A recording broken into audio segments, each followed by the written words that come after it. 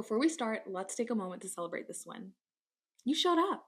You're here because you care about investing in your health. I'm so proud of you. I hope you are too.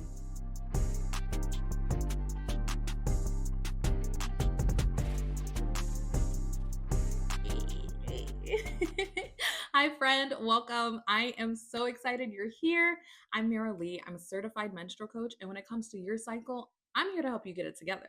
This podcast is all about learning what you should have learned in that sex ed course all those years ago. I don't know how it was for you, but for me personally, I was pretty much just taught that two things will happen when you have sex. You get an STD or you get pregnant, period. Pun intended. And then it was like, oh, if you have sex and you don't get pregnant, or even if you don't have sex, you're going to have your period. That just means you bleed. Here's a condom. That was pretty much the entire course for me. So, if there's anyone else out there who's like me, who feels personally victimized by their childhood education, I salute you. I just feel like there are so many things when it comes to women's health that just aren't talked about. And I'm really hoping that this podcast will bridge that gap. If you've ever felt disconnected from your body or really frustrated by your cycle, girl, you are not alone, okay? I have been there. I literally, and you can ask my husband, my poor, helpless husband, who's been with me for so long, and every month I would just be in diabolical pain. Like I literally felt like I was being sawed in half, like for days, like for at least 2 to 3 days. It was just awful. And so he would always be like, "Oh, how can I help?" Like, and I'm just like, nothing. So I truly get it. Like I really had a horrible menstrual experience. And the thing is that I kind of fell down this rabbit hole of menstrual health in 2023. We'll talk more about my actual journey into this, area later on, but I was able to kind of basically just transform my life after like all of this reading and researching that I was doing and trying different things. Like I went from someone who absolutely hated their cycle and therefore was hating myself because I would look at my body and I would be like, why are you doing this to me? You are fighting against me, acting like we were disconnected, that we were not the same. And I feel like a lot of people do that. They have this like disassociation from themselves and their body. And I really want to try to heal that and mend that, because if you're hating this thing about yourself, you're hating yourself in some way, shape, or form. And that is detrimental to your self image, your self confidence, and your self worth. So we are definitely here to fix all of those things. But I was able to transform my life. I'm now someone who loves her cycle. I love my period. I look forward to it every month, as crazy as that sounds. And I feel like I didn't even really need to do anything super drastic. And I'm not saying that it's easy, okay? Like setting up new habits can take a lot of time and dedication, and then also trying to make up for lost time due to the lack of information, like that can all be really overwhelming. And I get that. But I'm here for you. We're going to be going through this together. I'm going to be walking with you every step of the way. So you're not alone in this. I'm going to make it super easy for you to kind of digest all this information. Each month we'll have a theme for the content matters. So that way it's really easy to ground us as we dive into some topics that may seem like uncharted waters for a few people. So settle in, get comfortable, grab a sippy. Today I have an acai energizer from Rovex. Usually I have tea, but I wanted some acai today. That's good. And let's chat. So, like I said, every month is going to have a theme. And since we're starting this podcast in the month of February, of course, we have to involve love in some way, right? So, the theme for this month is love yourself, learn your cycle. Because learning your cycle, understanding how it works, that's an act of self love. And self love isn't just about affirmations and spa days. And I'm sure you all know this, but it's really about truly knowing yourself. And I feel like when you really know something, when you truly understand it, it's a lot easier to then bring in the element of appreciation. It's much easier to appreciate something when you understand, right? So, like, for example, sometimes I look in the mirror and I may not like what I see. I might be like, oh, my stomach she needs to be a little bit flatter. She's so puffy right now. But then once that thought comes across, like a mosquito, I'll swat that thought. Oh, oh, swat that thought is crazy. But it's fine. We're not editing it out. We swat that thought and we replace that thought with something that's grounded in appreciation based on the understanding of what this thing does. So I can be like, hey, my stomach works really hard to process all of the food that I'm eating so that I can digest it properly and use it as energy and fuel. So then once I have come from that moment of understanding, I'm much more willing to show grace and love towards that. Sure, I can alter some things in my diet and my exercise routine um, to help get myself to be where I would like to be, but I don't have to come from such a negative tone. You see what I'm saying? We don't need to approach ourselves from a negative tone when we're addressing anything, because that can kind of seep into the way that we view ourselves, right? And I just want to give you this truth. Psalm 139:14 says, I praise you because I am fearfully and wonderfully made. Your menstrual cycle isn't random, okay? It's a God given rhythm that affects your energy, your emotions, and your creativity. So once you come from that place of understanding, and this is why we're going to talk so much about what your cycle is and what it does, because once you really begin to understand that, hey, your body's doing something every single day. We're not like men, where men just have the same things going on every 24 hours. Their cycle restarts. It's very, very predictable. Our cycle lasts anywhere between 21 to 35 days. We're constantly in a reset doing all of these different things. That deserves some appreciation because your body's working really hard. And learning about your body isn't just the start of appreciation, it's also the start of self respect and self care. And I also feel like that when you are fully loving and respecting and caring for yourself, it is so much easier to translate that over into your other relationships. I'm actually a better wife now because I understand my body. I know that sounds crazy, but let me tell you, it has changed so many things in my marriage and in my relationship in general. And just for context, it's 2025 right now. So we'll have been married for 4 years in May, but I've been with my husband. We've been dating since high school. So we've been together for almost 11 years. And we're always learning new things about ourselves. And that, like understanding the way that my body works and then being able to communicate that to him, groundbreaking. Okay. It's really amazing. So I'm going to give you some very brief descriptions of the different phases of your cycle, just so we can have some kind of common ground footing to jump off of as we go into this journey throughout the life of this podcast. So I'm not going to go into specifics on everything today. This is just kind of like a hi, we're here. This is what we're doing. This is what we're here for, kind of introductory podcast. So I want you to just take all of this with a grain of salt. Don't feel, pressure to like, oh, I don't remember what phase this was. We are going to go over everything in so much detail. This is literally the beginning. We have so much time together to really optimize the way that you are in relationship with your body. That was a weird way to phrase that, but that was the wording that came out. Yeah. So in layman's terms, there's about 4 phases of your cycle. Some people will say that there's 2, some people say 3. It really just depends on how people want to break it down. I distinguish 4 phases, and those 4 phases to me are the menstrual phase, the late follicular phase, the ovulatory phase, and then the luteal phase. And luteal is also something that can be broken up into its own phases too.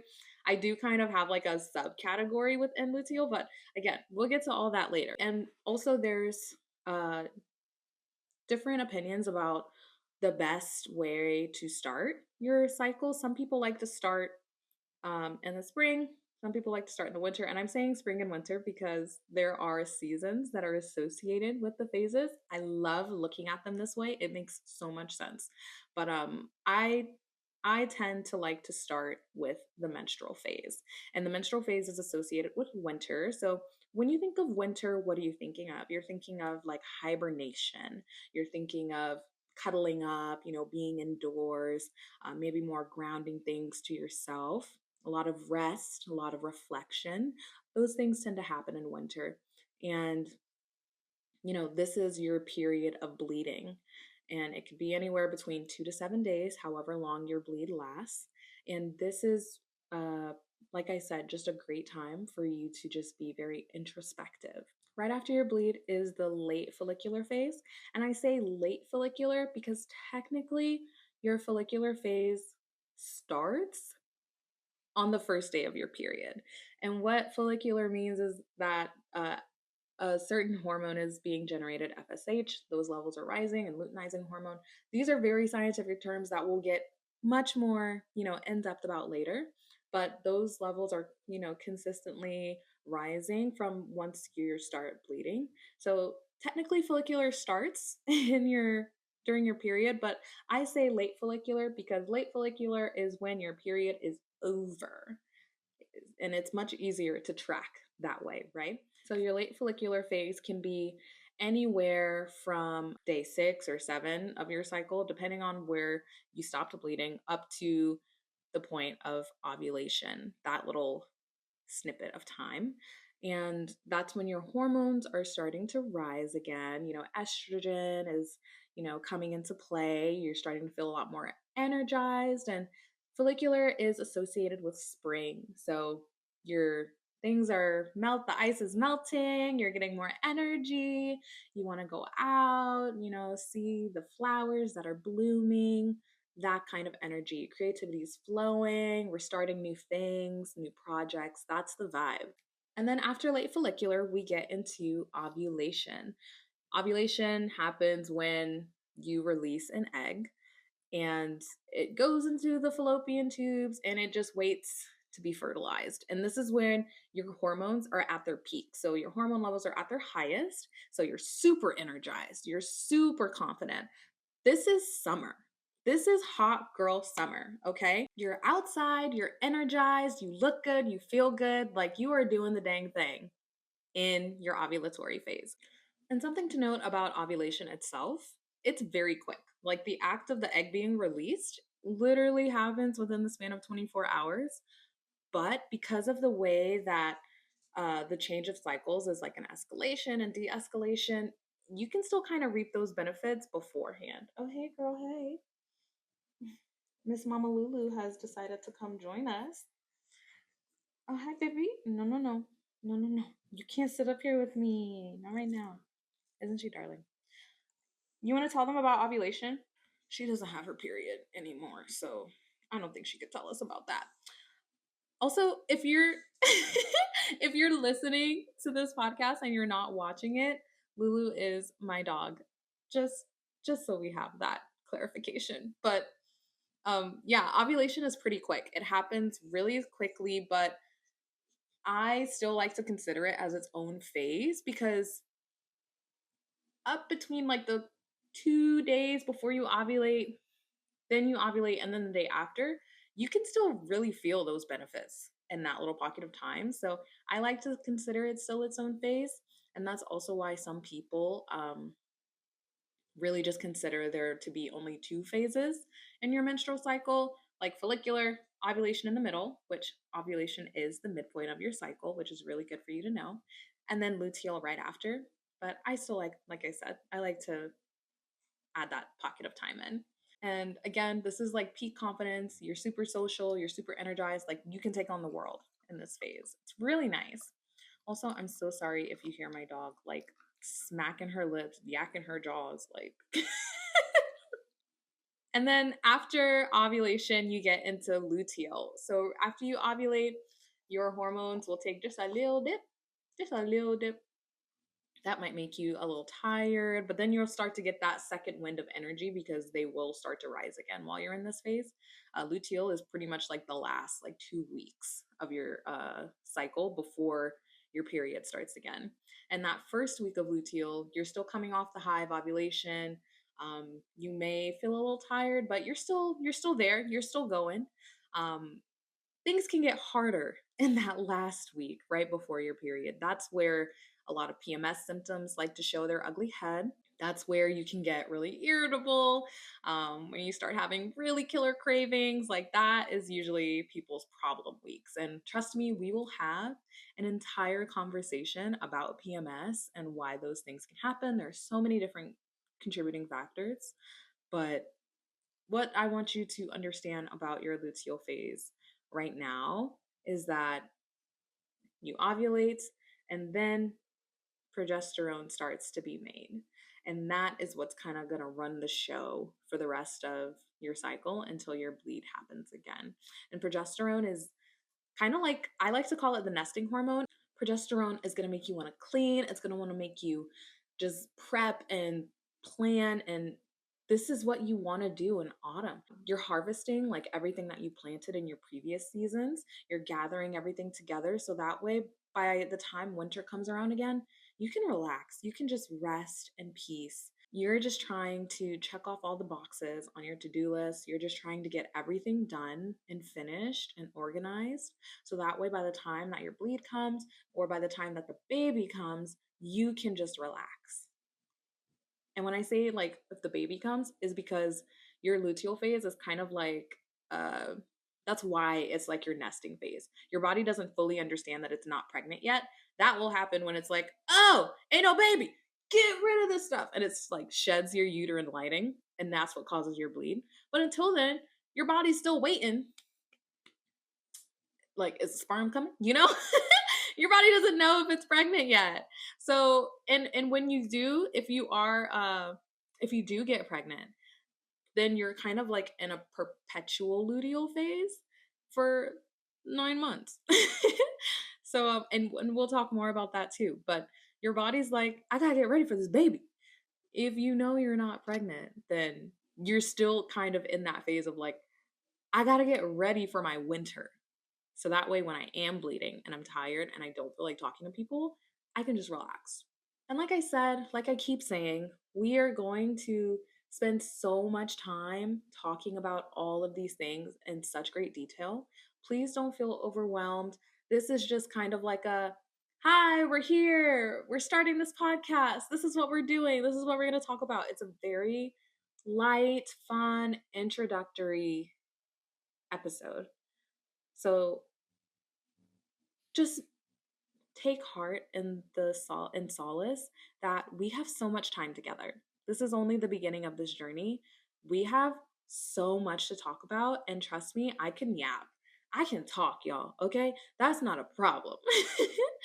So don't feel like you're not getting enough information right now. This is just really to kind of welcome you into the space, and just to prepare yourself for what's to come, right? So I'm gonna look at my calendar here because I do want to kind of talk to you about what we're going to be talking about with the rest for the rest of the month in this month of February, where we're loving ourselves by learning our cycle. We're going to talk about methods of cycle tracking, noting how you feel each day, physically, mentally, emotionally, those kinds of things. We're going to get into detail about that. We're going to discover new ways to listen to our body, so we can honor our energy levels and not be on all the time, make sure we're building in times for rest. And then we're also going to look at just how we can generally live in alignment with our body's natural rhythms as opposed to going against the current. Rest, reflect, pray, and give grace. That's the motto. So I don't want to keep you guys for too long. So we're going to go ahead and close out the show, but I just want to leave you with something to reflect on. I want you to do a little homework for me, babe, because if we're going to be on this journey together, I need to know that you're serious about wanting to show up for yourself and do better. So I want you to think and reflect on, how do you currently feel about your period? And how would you like to feel? Simple, easy question. I just want you to think about it. How do you currently feel about your period? And then how would you like to feel? let me know in the comments. There should be comments wherever you're listening to this podcast. Or if you're driving as you're listening to this, you can DM me later when you park up or get to where you're going. You can DM me at MerrilyMaralee on Instagram. Um, let me know how you're feeling. Let me know what you're hoping to get out of this podcast. Let me know if you have topics specifically that you want me to talk about, and I can make sure that I'm covering them for you. We have a lot of ground to cover. The world is our oyster. So definitely feel like this is your space too, to come and grow and learn. And then I just want to give you an affirmation for the week as you're going through everything, as you're working, doing whatever, picking up the kids, going to school, whatever you're doing. At some point during this week, at least once a day, I need you to say, I need my body and my body needs me. Whenever you catch yourself about to provide a negative thought that you don't need, and go ahead and say that for me. Go ahead and say that for me, big dog. Because the more that you remember that you need your body, the less likely you are to shame it. Like if you need something from someone, are you gonna go badmouth them? No, you're gonna butter them up. You're gonna be like, if you need some, you're gonna be like, oh my gosh, neighbor, your shoes look so good today. You look amazing. Can I get some sugar? You're gonna you're going to flatter and show love and grace and appreciation because that's gonna make it easier for you to get what you want. Treat yourself the same way. If you want your body to act a certain way, if you want your body to work with you, you need to be nice to it. And also keep in mind that you're my friend, and I don't need you talking about my friend like that. So, if you need your body to get it together, you need to watch your mouth. There is so much power in our words, and we need to be using that power for good. Thank you so much for being here on this first episode. I'm so excited. I hope that something resonated with you in today's episode. Let me know if it did. If it didn't, also let me know that too. I'm here for all the things, but I hope that you subscribe. I hope that you share this, share knowledge, share the knowledge, guys. Share with a friend. Send this to somebody you love. Send this to somebody who you don't love. Send it to anybody because everyone needs to know what's going on with our bodies. Everyone needs to know this information. Everyone deserves to love themselves in this way.